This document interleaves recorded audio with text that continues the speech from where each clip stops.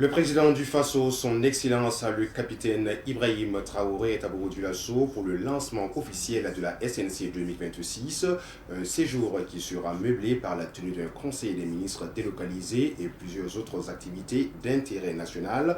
On en parle dans cette édition. Et puis, la coordination nationale de lutte contre la fraude découvre une fraude de carburant à Koumbisri et l'installation illégale d'une entreprise de pneumatique à Tanguy-Dassouri. Le coordonnateur y était ce matin pour le constat d'arrêt des activités. Mesdames et messieurs, bienvenue dans l'édition du soir du journal sur les antennes de Savane TV. SNC 2026, le président du Faso, le capitaine Ibrahim Traoré est déjà à Bobo-Dioulasso, dans la capitale économique pour le lancement officiel de la SNC 2026.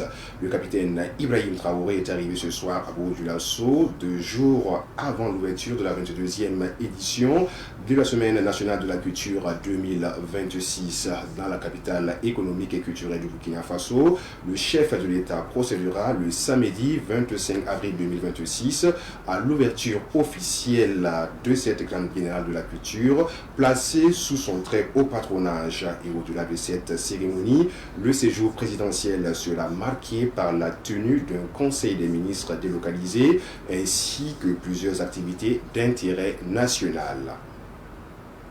À quelques jours du lancement officiel de la 22e édition de la Semaine nationale de la culture SNC, le comité national d'organisation CNO a animé hier une conférence de presse, un rassemblement pour rassurer les festivaliers de la réussite de cette édition. La synthèse de la conférence de presse avec Madinatou Ouedraogo. À Bobo-Dioulasso, le comité national d'organisation de la 22e édition de la Semaine nationale de la culture SNC a rassuré sur l'état d'avancement des préparatifs lors d'une conférence de presse. Son président Fidel Tamini a indiqué que les commissions sont à pied d'œuvre depuis février 2026 et que le niveau d'avancement permet d'aborder l'événement avec sérénité.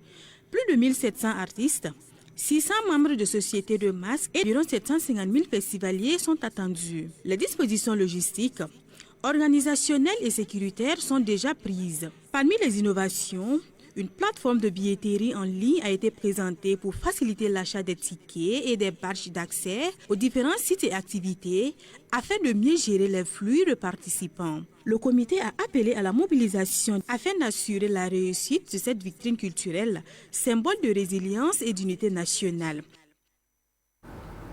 Le ministre de la Transition digitale, Aminata Sabani, a rendu visite ce vendredi 18 avril dernier aux nouvelles recrues en immersion patriotique au GIFA de Bobo-Dioulasso, une formation qui a pour objectif de former des experts en cybersécurité et en intelligence artificielle afin de soutenir la transition digitale du pays. Les détails avec Nongasida Thomas Sondo de Savane Ouest. Ces nouvelles recrues, au nombre de 249, sont en phase d'une immersion à la 2e région militaire. Selon le ministre de la Transition digitale, cette formation vise à renforcer les compétences techniques des jeunes en leur inculquant des valeurs essentielles pour la reconquête de notre territoire. Nous avons tenu à venir toucher du doigt la réalité de leur séjour ici, pour voir constater de nous-mêmes la transformation qui est en train de s'opérer en chacun d'eux.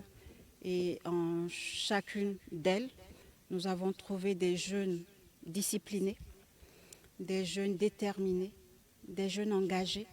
Et je crois aussi des jeunes qui ont une plus grande conscience des enjeux du moment, du combat dans lequel notre pays est engagé pour retrouver sa souveraineté vraie. Et donc, je suis convaincue qu'à la sortie, nous aurons des serviteurs nouveaux, comme le souhaitent les plus hautes autorités de notre pays. À 90% de réussite, le commandant de la 2e région militaire, commandant d'armes de la place Lassane Porgo, affirme que cette immersion vise à booster les nouveaux citoyens voulus par le capitaine Ibrahim Traoré afin de contribuer au développement endogène du pays.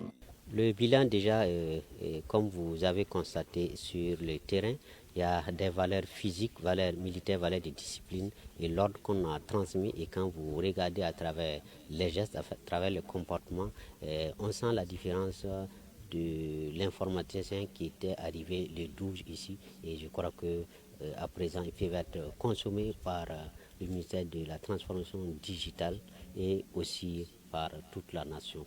On a échangé comment ensemble on peut booster les nouveaux citoyens que les plus hautes autorités, le camarade capitaine Ibrahim Traoré, fait pour le Burkina actuellement. Et comme ils ont fait confiance à notre garnison, à notre région, en confiant au GIFA les nouvelles recrues pour que nous apportons ce que nous pouvons apporter pour les transformer pour le nouveau citoyen. Au terme de cette visite, le ministre a réitéré ses remerciements au GIFA pour son engagement à soutenir le gouvernement dans sa digitalisation. Cette visite exemplaire témoigne de la volonté de rester proche de ses équipes et de s'assurer que les principes de solidarité et de patriotisme restent au cœur de leur action. Débarrasser le Burkina Faso des sachets plastiques tout en contribuant à la lutte contre le chômage des jeunes, tel est l'objectif d'une initiative portée par l'Association des acteurs du sachet plastique, de la gestion des emballages et du recyclage des déchets. Dans ce cadre, 100 jeunes burkinabés bénéficient d'une formation sur la fabrication des pavés à base de déchets plastiques mélangés au sable. D'une durée de 10 jours, cette session vise à promouvoir le recyclage et à encourager l'auto-emploi. Le lancement officiel de cette formation a eu lieu hier à Ouagadougou. Le compte rendu de Mariam Pakisba Ouedraogo. 100 jeunes burkinabés venus des 13 régions du Burkina Faso suivent une formation de 10 jours, 3 jours de théorie et 7 jours de pratique. Une manière pour l'association des acteurs du sachet plastique, la gestion des emballages et le recyclage des sachets de contribuer à la lutte contre la pollution de l'environnement. Puis le problème de déchets là, ça vaut 2014, mais nous, on n'a pas encore trouvé les solutions. Mais on a trouvé, cherché la recherche, on a trouvé les solutions. On a trouvé M. Pierre Kamso, on a parlé avec lui, lui dit que lui peut venir nous aider. Zéro déchet au Burkina Faso, si tout va bien. Donc on va faire les pavés, déchets briques, déchets forgés, déchets dalles. Nous on va faire ça avec beaucoup de jeunes. Burkina Faso, tous les 45 provinces, toutes les villes de Burkina Faso. On a décidé pour disparaître les choses. Mais nous, on demandait les États nous gérer. On demande de nous gérer. S'ils vont nous gérer, ça va être facile. L'association a fait appel à un expert camerounais pour la formation des jeunes. Nous allons travailler sur l'ensemble des questions qui se trouvent pour donner une destination finale aux déchets plastiques qui par ailleurs étaient considérés comme une menace pour la vie humaine. Mais maintenant, nous allons le transformer désormais en des matériaux utiles qui pourra contribuer au développement de notre pays et au développement aussi de l'Afrique à travers ces jeunes qui porteront également de leur tour à transférer à d'autres jeunes à travers le pays de Burkina. Asmao Konditamde est née dans la vente du sachet plastique et en vend. Elle loue l'initiative de l'association, surtout que l'État burkinabé a interdit la vente et l'utilisation du plastique. On a dit que les sachets sont interdits. Ça va vraiment beaucoup nous aider. On va récolter les sachets qui vont aider l'environnement et qui va nous aider. On va arriver à recycler, à transformer les sachets, vendre pour survenir à nos besoins. L'association sollicite l'accompagnement des autorités compétentes afin que l'opération Zéro Sachet au Burkina Faso soit une réalité et non simplement un slogan. La coordination nationale de lutte contre la fraude a découvert une fraude de carburant dans la ville de Kombisri et une entreprise de pneumatiques installée illégalement dans la commune de Tanguy d'Assouri près de Ouagadougou. Des activités commerciales frauduleuses qui révèlent le non-respect des conditions de création d'entreprises et également qui font perdre à l'État des fonds. Le coordonnateur était ce matin sur les lieux pour constater l'arrêt d'activité sur ces lieux. Germaine Farama y était, suivant son point. C'est une station d'essence à Kombisiri en situation de fraude économique qui a reçu la visite de la Coordination nationale de lutte contre la fraude. La station-service mise en cause a été fermée suite à des enquêtes qui ont révélé un détournement de carburant. La station frauduleuse, après plus d'une année de rupture de contrat avec son fournisseur, se faisait ravitailler illicitement auprès des chauffeurs de camions-citernes de passage. Une fraude d'hydrocarbures estimée à plus de 160 millions de francs CFA. Et lorsque nous avons contrôlé, nous sommes tombés sur une citerne qui avait pour destination Bingo et qui était en train de faire du chiffonnage. Et environ 600 litres que la citerne a chiffonné au niveau de cette station. Voilà, c'était la marche qui était là. Maintenant, il n'y a plus de marque. Et voilà, vous voyez, c'est un peu difficile. Maintenant, même parlant par exemple d'approvisionnement, chaque station, lorsque vous avez un marketeur qui vous fournit le carburant, ce marketeur-là, vous devez porter le nom de ce marketeur. Voilà. Et si vous ne l'avez pas fait, ça veut dire qu'on ne sait pas avec qui vous approvisionner. Donc ça veut dire que c'est une manière vraiment de ne pas respecter les conditions d'exercer en matière de vente de carburant au Burkina Faso. Donc cette inobservation des conditions d'exercer fait que nous avons vraiment interpellé les chauffeurs qui étaient en étroite collaboration avec ce faux marketeur pour pouvoir stocker le carburant sans vraiment aussi payer les droits de douane qui peut être assimilés à une importation aussi sans déclaration. Après Kombisiri, le cap est mis sur la commune de Tangueda-Souri où évolue une entreprise sans aucune autorisation d'exercer ni de document d'ouverture. Dans cette unité industrielle située en face de la RN1, ce sont des produits de chambre à air qui sont fabriqués et des matières premières des engins à 2 roues importés qui s'y trouvent. À ce niveau, les infractions sont d'ordre douanier, commercial et environnemental. La valeur marchande de cette saisie est évaluée à plus de 100 millions de francs CFA, des fraudes qui font perdre des fonds à l'État burkinabé. C'est des importations sans déclaration, voilà, des marchandises, des vélos, paniers, et beaucoup de la matière première même qui a été importée. Il n'y a pas de document douanier qui accompagne les marchandises. Et là, nous trouvons que c'est des recettes de perdues. C'est des recettes qui ne sont pas rentrées dans le budget de l'État. Ils ont esquivé le paiement des droits et taxes. Voilà pourquoi nous sommes venus vraiment saisir les lieux et pouvoir vraiment communiquer. On a pu identifier les propriétaires des sites. C'est des techniciens qui sont venus pour montrer, pour transférer la technologie à une structure ou à une entreprise qui appartient à un national. Et on peut dire que la perte de l'État se chiffre à plus de 160 millions de saisies. Pour la reprise des activités de la station-service et de l'usine de fabrication pneumatique, les contrevenants devront s'acquitter des amendes et être en règle vis-à-vis de la loi. Quant à la station-service, elle devra, en plus de ces conditions, se trouver une marque. Ces fraudes ont été révélées grâce aux missions régaliennes de contrôle économique et de la répression de la Coordination nationale de lutte contre la fraude.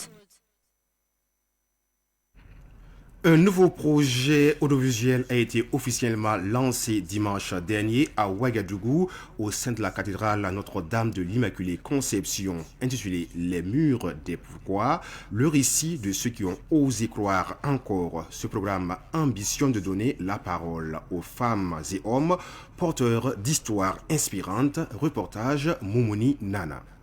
Initié par Noël Kwama et porté par la télévision TV Maria, ce projet se veut un cadre d'expression authentique où se croisent témoignages de vie, questionnements existentiels et messages d'espérance. À travers une série de récits, le mur des pourquoi met en lumière des parcours souvent marqués par les épreuves, mais aussi par la foi, la persévérance et la reconstruction. Le mur des pourquoi, c'est un constat que toute personne s'est retrouvée entre-temps dans l'impasse où il s'est demandé pourquoi. Pourquoi moi? Si Dieu existe vraiment, pourquoi cela m'arrive? Qu'est-ce que j'ai fait? Donc c'est l'ensemble de ces questions qui m'a donné en fait d'écrire 26 récits qui passent en fait d'une situation assez difficile mais qui se termine par un point d'espérance. La cérémonie de lancement a réuni plusieurs fidèles et invités venus soutenir cette initiative. Le promoteur lance un appel à l'endroit de la population pour soutenir ce projet. Nous comptons avec la grâce de Dieu et avec la contribution de vous tous qui nous regardez et qui nous écoutez. N'hésitons pas, appuyons ce projet. Si ce projet arrive à voir le jour, vos contributions seront en train d'aider tous ceux-là qui sont au fond de leur case se disant pourquoi. À travers ce projet, les initiateurs entendent susciter la réflexion, encourager le dialogue et renforcer les valeurs de solidarité et d'espérance. C'est grâce, comme dit Sainte Thérèse de l'Enfant Jésus, et je pense que l'auteur Noël Kwama, accompagné par l'abbé Napolé, Jean-Baptiste, ont été bel et bien inspirés pour nous offrir quelque chose de beau. Cela nous appelle à la réflexion. Ils abordent des problèmes cruciaux d'actualité et vraiment nous voudrions leur dire un sincère merci. Ce lancement marque ainsi le début d'une aventure audiovisuelle où chaque témoignage devient une pierre posée sur ce mur symbolique, construit à partir des questions, des doutes, mais aussi des espoirs qui habitent chacun, selon les initiateurs du projet.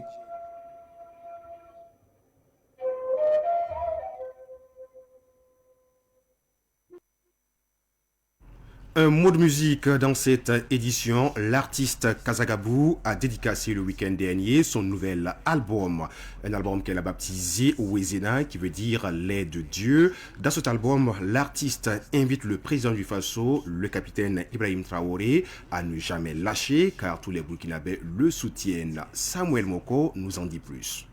Ce quatrième album dénommé Ouezena en langue Kassem, qui veut dire l'aide de Dieu, de l'artiste Anoudia Christine Kazagabou, alias Kazagabou, évoque l'engagement et la lutte du président du Faso contre l'hydre terroriste. À travers sa musique, l'artiste chanteuse Kazagabou invite le capitaine Ibrahim Traoré à garder espoir et à demeurer confiant. Je dis de prendre courage.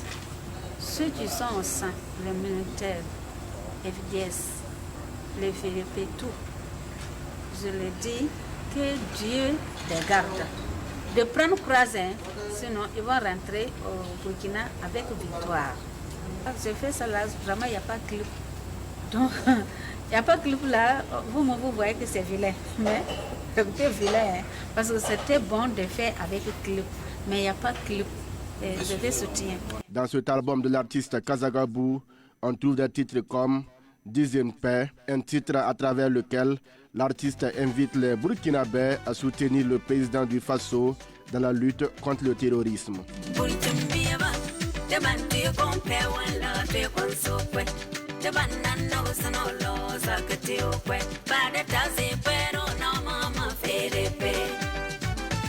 Un autre titre dans ce quatrième album de Kazagabou, Ditio, toujours en Kassem.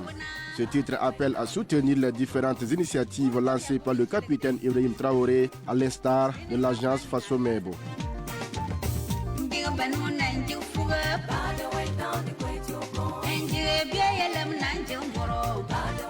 L'invité d'honneur de la dédicace de cet album est Reine Akwandambou, artiste et membre de l'association burkinabé des femmes artistes musiciennes. Tout en félicitant l'artiste, elle invite tous ceux qui peuvent lui venir en aide à ne pas hésiter. Même son de cloche, sur le parrain de la dédicace Olivier Tabsoba.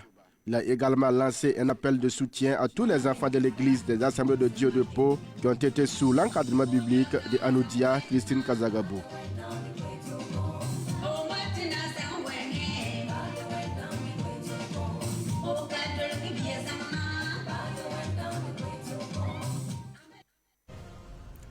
Nous souhaitons bonne suite de carrière à l'artiste Kazagabou. Mesdames et messieurs, c'est la fin de cette édition. Merci à vous qui l'avez suivi.